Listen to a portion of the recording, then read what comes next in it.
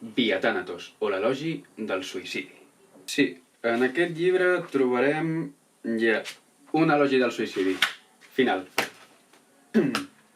No és la primera vegada que l'obro, us ho prometo. Vicenç Altaió. Què passa? Doncs avui us porto un llibre que sí que és conegut però no és conegut, però sí que és conegut però no és conegut, però sí que és conegut però no és conegut. Què vull dir quan dic que és conegut però no és conegut? És conegut perquè és conegut.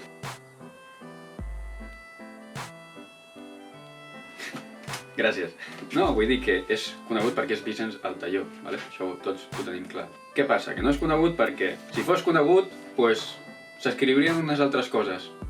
D'acord? Per tant, què passa? Que al panorama literari tenim problemes amb la crítica. Cosa de la qual s'està dient darrerament, s'està comentant, i la lectora està fent un bon treball. Ja el feia, Però... Edicions del Mall. Vicenç Altaió neix a l'any 1954 i aquest llibre s'edita al 1982. Vull dir que tenia 28 anys quan l'escriu, que és prou jove. Quan el vaig comprar venia amb això, que és un retall de quan va sortir el llibre, en concret al 83, 25 de maig del 83, i és una crítica. És una crítica, un anàlisi crític.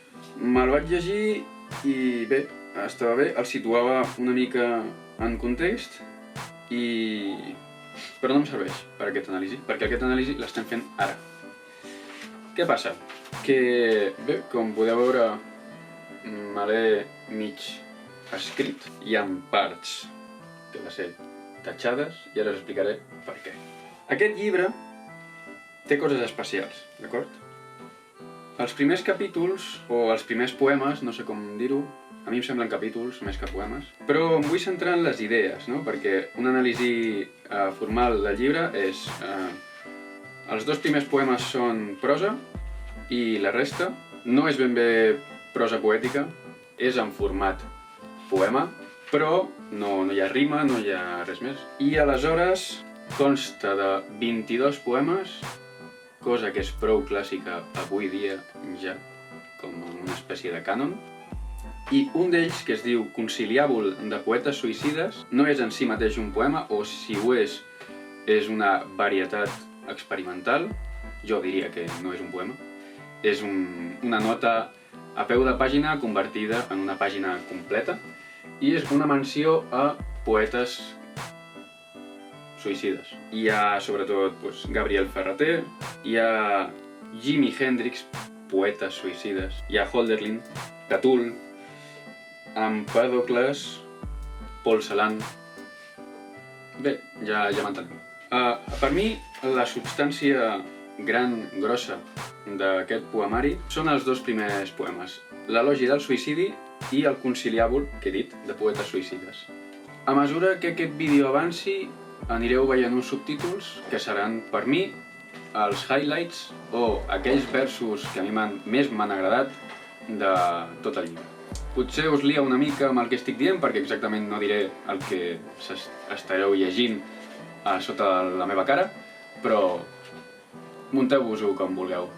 El poemari comença amb l'elogi del suïcidi. No és ben bé un elogi del suïcidi tota l'estona, no sé tampoc com imaginareu que és un elogi del suïcidi, però és recurrent.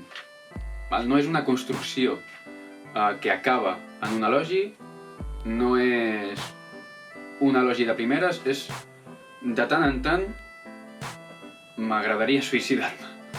Això és un meme.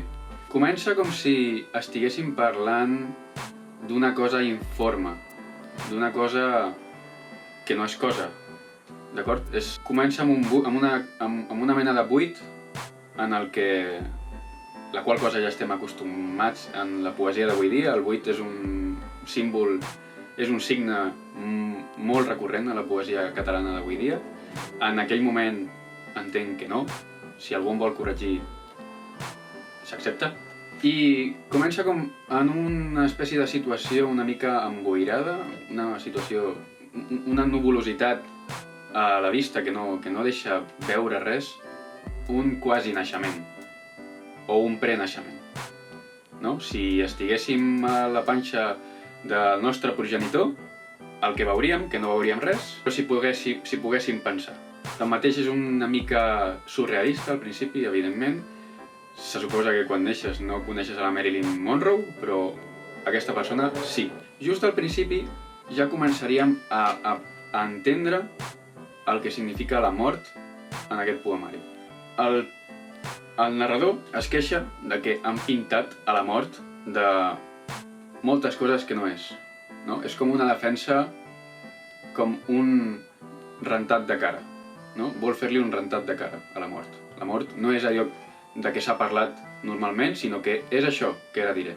Crec que hi ha un problema en aquesta presentació de la mort i és que se la vol pintar com un acte de transformació de la realitat. Oi? És la realitat que just en el moment de la mort es troba en sintonia amb nosaltres. No? Aconseguim transformar-la just en el moment de la mort. Però això no es diferencia amb cap acció humana normal. Tota acció humana és transformadora. Tota. Ja sigui la que té a veure amb la transformació literal de mitjans per produir coses, o ja sigui merament una acció sensorial com podria ser l'oïda. Amb l'oïda no ho pensem, però es transformen coses, d'acord? Amb l'oïda no ho pensem, però es transformen moltes coses, el que passa que dins. Es diu que quan escoltem reproduïm com una orquestra a la nostra orella el que estem sentint. I transformem la realitat merament, simplement, amb una acció sensorial com podria ser l'escolta. Què passa? Que com està naixent, interpretem que està naixent. No ha de ser literalment que alguna cosa està naixent, però és un estat prevital en el que encara no tenim el ser, l'ésser, no tenim l'ésser, el jo, i és això el que ens falta per morir, tot el que ens falta, la construcció del jo per poder morir. Què passa? Per què tinc això tatxat? Que són figures que avui en dia ja les veiem en el nostre fer poètic, diari, col·loquial, conegut. Val? Es diu, actuar és un mitjà per somniar. Meditar és un mitjà per romandre despert. És un joc simple d'oposicions que és molt utilitzat, no feia falta. Suposo que vosaltres no ho sabreu perquè si no heu llegit el llibre no sabreu que no feia falta, però no feia falta i llavors per això l'he tatxat. Són apunts. Però seguidament el jo retorna. Retorna vol dir que no estàvem en un moment prevital, però no sabem on estàvem tampoc, així que no sabem per què hem tornat a un moment prevital. Igualment, el jo ha retornat i ens disposem a viure. Es desferma una activitat, una energia vitalista que dura 3 paràgrafs, però que està molt bé. Després, a la meitat del tercer paràgraf de l'energia vitalista, trobarem que entrem directament a la mort. Entrem directament, l'energia no hi dura massa, cosa que s'entén, i veiem com el narrador entra directament se'n recorda, comença a recordar-se d'aquest pensament, aquesta activitat mental prevital que tenia i recorda que està aquí per morir, recorda que està aquí per suïcidar-se. No és tanmateix una cosa predestinada, no és que el narrador estigui destinat a morir.